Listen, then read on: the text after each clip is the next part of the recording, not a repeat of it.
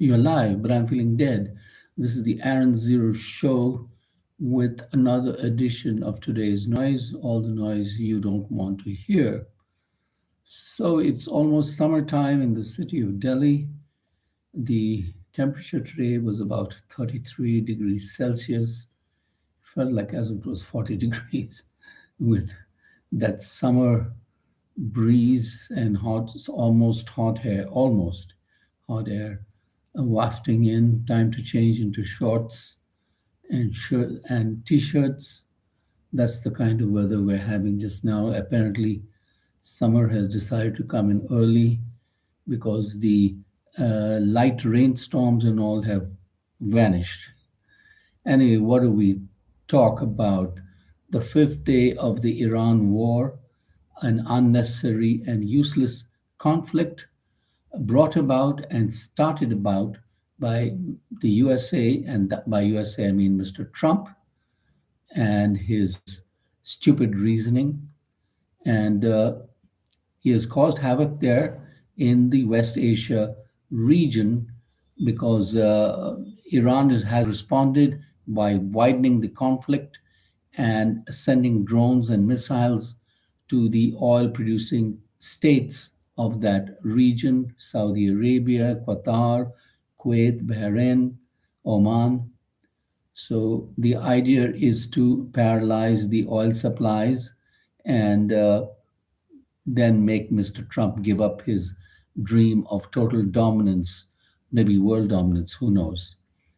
And at the same time, Israel has stepped up its attacks and has gone to the southern Lebanon front.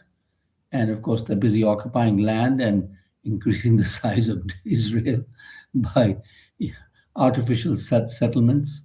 That's the Israeli way. When they want some land, they go and grab and erect settlements. And the Hezbollah is there, ready to meet them, and says that we are ready for an open war with Israel. And I believe the Hezbollah is armed to teach us now with about 30,000 missiles or something like that.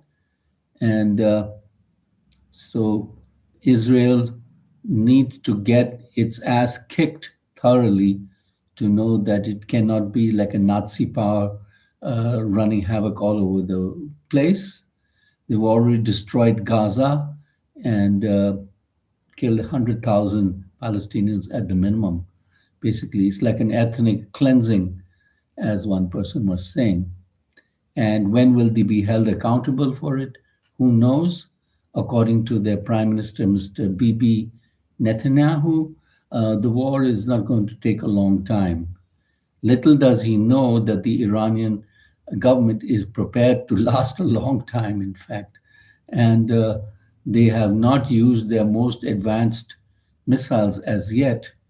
And instead, they have used their cheap Sahid drones with great effect because they have fooled the radar communications in the West Asian nations. And the West Asian nations have responded with multi-million dollar missiles. And soon they'll be running out of that stockpile of missiles.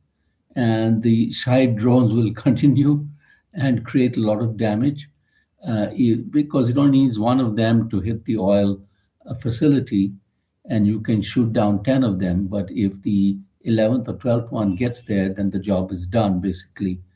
So it's a clever way to wage war with the minimum cost. And the other thing the Iranians are doing is now closing the Hormuz Strait.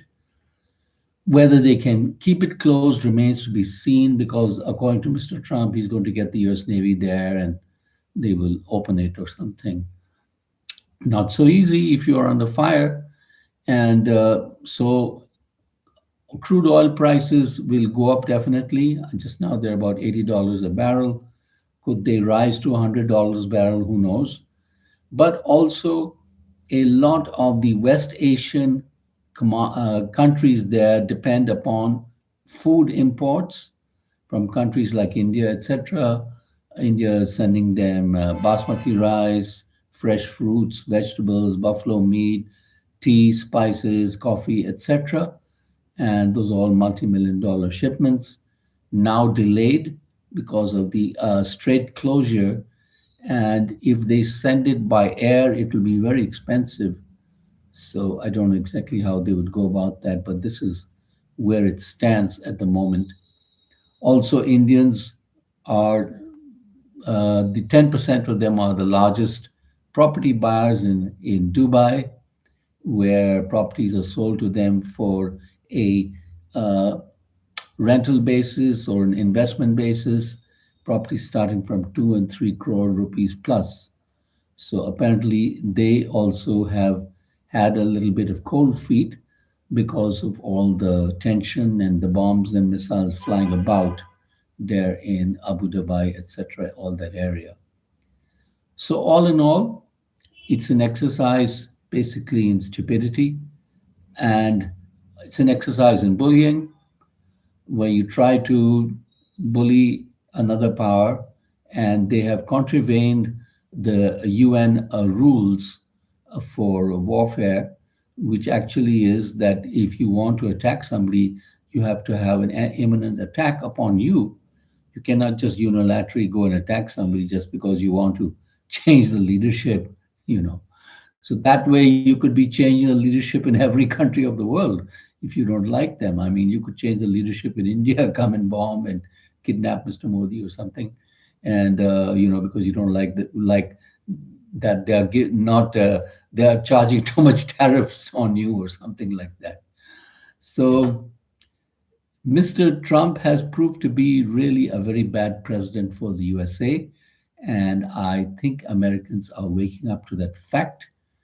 Uh, what can they do? Only a midterm victory for the Democratic Party will tie his hands, and hopefully the Eppenstein files will have some good effect for him, and he would do some serious jail time because that's where he belongs, basically. And you can clearly see in his statements, in his body language, that he's a wannabe dictator. And of course, he was turning the immigration police on his own citizens in America, and he wanted to turn the army also on his own citizens. And that is where it is. Ordinary Americans do not want to go to war in Iran because they have they have no quarrel with Iran. And what happens is it's a very beautiful situation for Mr. Trump. It's taxpayer dollars that fuel his war games, and it is working class people who go and pay with their lives, not his own children who are sitting comfortably there and having the multi-million dollar lifestyle. So that is what one American soldier, ex-soldier, was saying, that why should we go there and pay with our lives? And it's taxpayer dollars that are being spent there. And they're debating the War Powers Act there, and the Democratic senators have stated that they would have a Congress hearing. Whether anything comes of that, who knows? Because Congress in America is failing to act on many situations and is largely ineffective, so to speak. But by American Constitution, the president has to take their okay to start a war, to wage a war. And the conditions are quite strict. I mean, only if America has been attacked, for example, by Venezuela and or Iran. They lost a good opportunity to make a deal with Iran because Iran was ready to control its uranium enrichment, its supplies, and that is what they wanted. Iran just now has approximately 440 kilos of enriched uranium, apparently up to 60% grade, and 90% grade is needed to make nuclear bombs. And but according to a morning report today, they could even make what is known as a dirty bomb, that is combine the 60% uranium with dynamite, RDX, some other explosive, and then throw it across and that would cause massive radiation contamination all over the area where it's done. So, whether they would do that, who knows? Uh, I think it's going to be a long game, and Bibi Netanyahu of Israel feels it's going to be over in a few weeks. I don't think that is going to be the case. It's an exercise in foolishness, and it is harming the entire West Asia region while people are sitting comfortably in Washington and watching it on live TV as though it was some video game. So that is what you have when you have a person like Mr. Trump at the helm of affairs. It's high time the American people woke up and removed him. The ones that have woken up are demanding his removal. Whether that will actually happen, who knows? Anyway, another day. So take care. Thank you for watching. Subscribe by the billion. This is the Aaron Zero Show.